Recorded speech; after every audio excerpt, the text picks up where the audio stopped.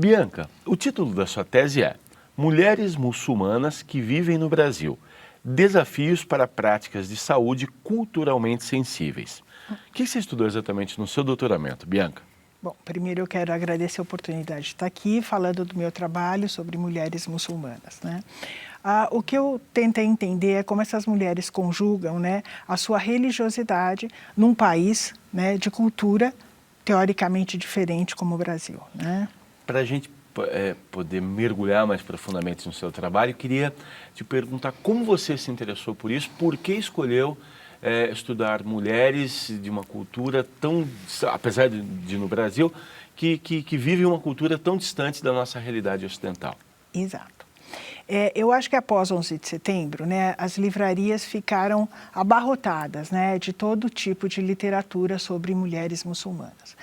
Mulheres mutiladas, mulheres que apanhavam, mulheres que eram apedrejadas em praça pública, eram queimadas pelos pais quando estes desconfiavam que elas perdiam a sua virgindade. E isso me chamava muito a atenção, né? E eu penso assim, né? Se hoje eu estou aqui, é porque de alguma forma alguém fez alguma coisa por mim, né? Primeiramente, eu acho que as mulheres em seus pequenos espaços, que aí desencadeia com as feministas que foram às ruas e queimaram seus sutiãs, Simone de Beauvoir que escreve O Segundo Sexo, né? Então, se eu estou aqui hoje, eu acho que eu devo a alguém, né? Aí eu me perguntei, o que podemos fazer por elas, né? E, para mim, a primeira questão é, quem são elas? E aí nasce o desejo de fazer uma pesquisa de doutorado, tentando conhecer quem são realmente estas mulheres. Se são estas mulheres infelizes e subjugadas que a mídia e a literatura, né, diz para a gente que é alguma literatura, né, podemos dizer. E o que você encontra quando você vai em busca de conhecer essas mulheres? Encontro muitas coisas. Elas confirmam o que contavam esses livros, essa literatura, mulheres oprimidas, subjugadas, ou o quadro não era assim tão simples? Enfim, você encontra uma multiplicidade, uma complexidade maior. Não, encontro mulheres interessantíssimas, né? Fiz uma pesquisa qualitativa com 8 mulheres, né? Assim, mulheres que transitavam, né, desde o lar, professoras universitárias, a estudantes, né? E não, eu encontrei mulheres que acreditam, que têm uma crença, né? E a primeira questão muito interessante é assim, né? Eu fui em busca de aspectos delas, né? E elas tentavam a todo momento falar sobre o que é o Islã, né? Mas eu queria saber sobre elas. Mas aí eu percebo, né, que elas queriam desmistificar, elas têm uma necessidade muito grande de desmistificar toda essa ideia, né? Inclusive, eu associei a isso quando eu fui conhecer a Turquia e numa das mesquitas mais visitadas, que é a Mesquita Azul, durante o horário em que os muçulmanos rezam 5 vezes ao dia, os turistas não podem entrar. E nesse momento ficam pessoas na porta te oferecendo, ao lado da mesquita, um curso. Uma apresentação que é feita por professores da faculdade da Turquia e eles vão mostrando muito bonitamente o que é o Islã. Então eu vejo esse mesmo movimento deles, né, de tentar mostrar tentar desmistificar tudo isso que hoje passa para nós, né? O terrorista, a mulher subjugada, a mulher que usa o véu obrigadamente, né? E não é nada disso, né? Pelo menos eu não posso afirmar que não é nada disso, mas da amostra que eu colhi, os dados que eu tenho, é muito interessante. Outro aspecto, em nenhuma das minhas questões existia a questão do véu, e todas elas falavam do véu. Nem todas que eu entrevistei usavam véu, mas todas falavam do véu. E o que elas diziam? O véu é uma opção, é uma crença. Eu uso porque eu quero, né? É até interessante a fala de uma entrevistada minha, que vai em direção a uma mesma fala que eu achei em outro artigo, né, que ela diz assim, mulher é igual a um diamante. E se você tem um diamante, o que você faz? Você expõe? Você põe na rua para todo mundo ver? Não, você preserva, né? E é assim que eu me sinto, né? Ou seja, é claro que a gente não pode dizer que não exista, de fato, violência contra a mulher em países de maioria islâmica, assim como existe violência contra a mulher no Ocidente. Não que a gente deva dizer que não existe realmente algumas interpretações do Islã que acabam, de fato, subjugando a mulher. Porém, o que você mostra no seu trabalho é que essa não é uma realidade única do Islã. O Islã em si não prevê uma violência, uma subjugação, que a mulher não seja subjugada, e é o que você encontra nessas mulheres no Brasil, é isso? Isso. Não é que não exista isso, mas é que não existe só isso. Porque da mesma forma que na esquina tem uma mulher apanhando, né? E ela não é islâmica, né? Então, quer dizer, não é que não exista correntes radicais, como existe também no nosso país, né? Pensamentos que mulher tem que apanhar e que mulher apanha, né? Que existam extremistas. Não questiono isso, mas não existe só isso. Isso não é o Islã, né? Isso não é o Islã. Isso é uma corrente, isso é um pensamento, né? Mas isso não é a essência do Islã, né? Você realiza o seu doutorado na Faculdade de Ciências Médicas da Unicamp. Por quê? A sua abordagem passa pela questão médica, pela questão da psicologia. Como que foi aí a tua trajetória? Bom, se a minha questão passa pela psicologia, ela tem que passar porque eu sou psicóloga e é isso que eu sei fazer. Eu sou da clínica. Mas então, eu acho que é a conjunção de duas coisas, né? É um desejo de estudar essas mulheres e aí eu consigo, né, fazer esse link, né? Eu estava na saúde mental, né? Sou psicóloga clínica e quero estudar mulheres muçulmanas. Aí eu tentei fazer esse link, quer dizer, o meu desejo é a minha profissão e o meu olhar, né? Então, o que eu faço, né? Eu levanto dentro desse estudo também aspectos da relação delas com os profissionais de saúde. Quer dizer, uma vertente também que eu tento trazer até por conta do meu trabalho clínico, por conta de estar nas ciências médicas e assim por diante. Pois é, com isso eu queria voltar ao título, porque você coloca mulheres muçulmanas que vivem no Brasil, desafios para práticas de saúde culturalmente sensíveis. O que seria exatamente isso? O que seria exatamente isso? Seria a necessidade ou o desejo de que o profissional consiga enxergar a diversidade cultural quando ele for atender seu paciente, porque isso é muito importante. Porque a religiosidade de uma pessoa tem que ser levada em conta quando você atende um paciente, né? Eu acho que isso envolve questões outras, né? Questões anteriores, quer dizer, hoje a busca de você entender o sujeito como um todo, né? Um sujeito que tem câncer, ele não é um câncer, ele tem dono. Aquele câncer tem sentimentos, tem emoções, tem religiosidade, tem afeto, então é essa totalidade. E nessa totalidade inclui a diferença cultural, religiosa e assim por diante.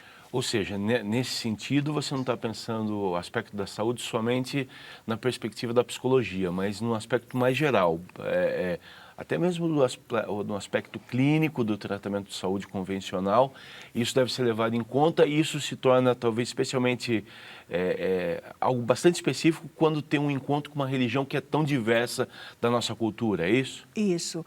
Quando tem um encontro com uma minoria, né? Porque eles são minoria, né? E por mais que eles são visíveis, eles são invisíveis, né? Eles, na sua singularidade, são invisíveis.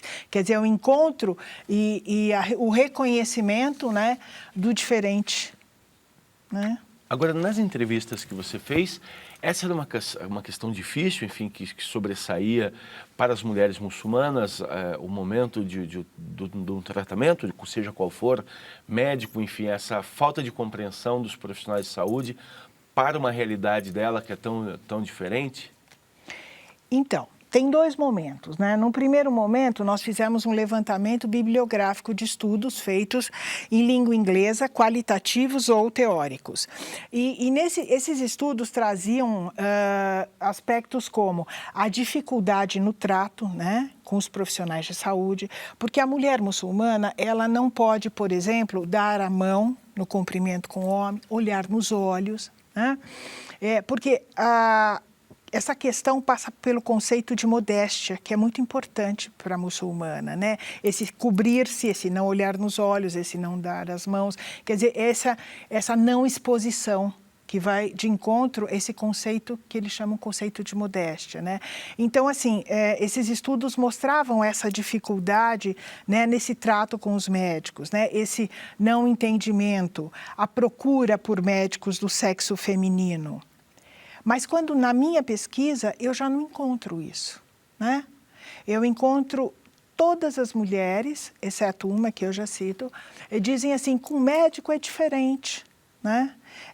Tem uma, assim, eu acho de uma certa forma bastante religiosa, ela estava de chador, toda coberta, ela disse, não, médico para mim não tem problema, ele pode olhar o coração, eu tenho filho com ele pode olhar aqui, ela mostra os órgãos genitais, né? Aponta para os órgãos genitais, para mim não tem problema, pode dar a mão, mas não é para beijar, é médico, né? Então, quer dizer, eles conseguem fazer essa diferenciação, né?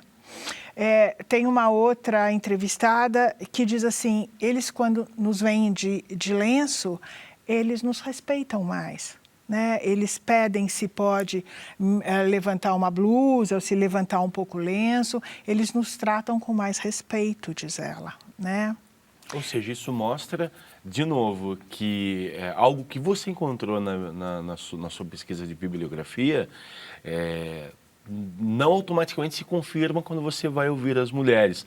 Ou seja, existem diferentes maneiras de se comportar, mesmo entre o grupo de mulheres que professam a fé islâmica. Depende de uma questão pessoal, de grupo, de vertente. Tudo, né?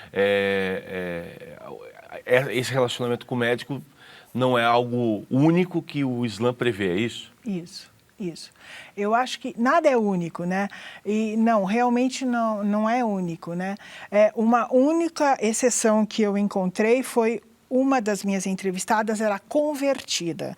Embora a conversão é interessante porque os islâmicos, eles entendem que todo sujeito nasce muçulmano. Então, quem se torna muçulmano, eles nem chamam de conversão, eles chamam de reversão, né? E ela disse que ela foi maltratada pelo profissional de saúde, que olhou para ela e disse assim, mas que roupa é essa? Para que você está vestindo isso, né? E aí eu levanto uma questão, né? Será que é o profissional ou será que alguém que se converte ao Islã, né, é um processo e é um caminho diferente, né? Você, de repente, está vestida daquela forma, ela andava toda coberta, quer dizer, como que é essa aceitação, né? Ela era filha de pais evangélicos, né? Então, quer dizer, é essa a questão que eu coloco, né?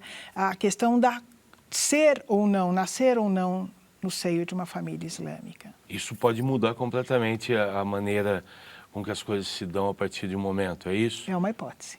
É uma hipótese que eu acho merece ser estudada, né? Você ser criado nesse ambiente, né? Você ser criado nesta crença, talvez seja diferente de você, né, em algum momento da vida assumir, né, ou se sentir pertencente ou tomar o caminho de uma religião outra, como Agora, o Islã. Pensando no aspecto prático para o profissional de saúde que um dia se depare com uma condição como essa, não precisa ser nem exatamente o Islã, mas uma cultura diferente que impõe uma realidade diferente do habitual. Qual deveria ser o procedimento do médico? Primeiro compreender, enfim, perguntar como deve ser aquele tratamento, como ele pode agir ali. Ou seja, a posição deve ser sempre de partir do respeito primeiro a uma cultura diversa e não de impor a realidade ocidental na prática, é isso? Eu acho que a tentativa é sempre entender, né, o outro, né? E qual seja a cultura, eu acho, porque eu acho que cada cultura tem a sua especificidade, né? Por exemplo, eu já atendi culturas diferentes, né, mesmo na clínica, e percebi, né, diferenças, né? E realmente você tentar entender, né, que primeiro você precisa querer saber qual é a religião do sujeito, né? E depois você entender certas particularidades que cada religião tem, cada cultura tem, né? E considerar isso, né? Por exemplo, o Islã, eles têm o mês do Ramadã, né? Então, como que eles tomam ou não medicação, né? Existem religiões que o sujeito não pode fazer transfusão de sangue. Como é que a gente aceita isso? Como é que a gente trabalha com isso? Então, quer dizer, conhecer tudo isso e tentar entender e adequar né? O seu pensamento ao dele, e não impor o seu, né? Você traz um ponto bastante importante no trabalho, que é o 11 de setembro. Qual o impacto dos eventos do 11 de setembro para a realidade das pessoas de fé islâmica no Brasil? Num primeiro momento, um país distante, porém, que é também fortemente afetado depois de tudo que acontece no 11 de setembro ou não? Olha, o que essas entrevistadas dizem é que elas sentiram discriminação, né? E até por isso que eu te digo, que eu percebo essa necessidade que elas têm todo o tempo de falar da cultura islâmica, né? Uma diz assim, que ela foi fazer um trabalho voluntário numa favela, aí falaram, mulher do Bin Laden, joga no lixo. Aí outro diz, não, é uma santa, né? Porque ela estava coberta. Então, quer dizer, uma diz que passava na rua e as pessoas gritam, olha a mulher do Bin Laden, né? Então, isso ficou muito estigmatizado, né? Estudos na Europa dizem que, após 11 de setembro, muitas mulheres foram, né, aos chefes, né, das mesquitas, né, pedir se poderiam tirar o véu, porque elas se tornaram visíveis, né? A muçulmana que usa véu, ela é visível, né? Como muçulmana. Então, assim, muito suscetível à discriminação, né? Você, Bianca, trabalha, você conta aqui na tua tese que foram aplicadas entrevistas semidirigidas, você trabalhou com um grupo de 8 mulheres, incluiu na amostra a técnica chamada bola de neve fechada, segundo o critério de saturação dos dados. Dá para a gente entender um pouco como você trabalhou, a técnica que você utilizou para isso? Então, a técnica qualitativa, né? Ela tenta interpretar as entrevistas, né? A partir de leituras flutuantes, quer dizer, uma leitura que você não se atém a nenhum aspecto específico, você vai lendo, lendo, lendo e deixa que aquelas ideias se organizem no seu inconsciente e você, a partir daí, vai criando categorias, como eu criei várias categorias. 8 mulheres... Técnica da bola de neve é uma técnica em que um entrevistado, ele sugere um segundo entrevistado. A entrevista semidirigida, na verdade, eu tinha um roteiro.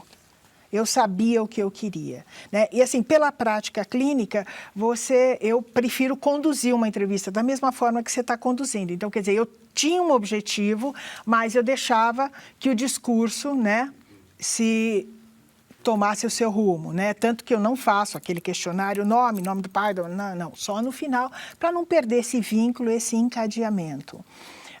Eu deixava em aberto onde essas pessoas queriam ser entrevistadas, todas elas, exceto uma que eu entrevistei numa mesquita, em todas as outras eu fui à casa delas, né?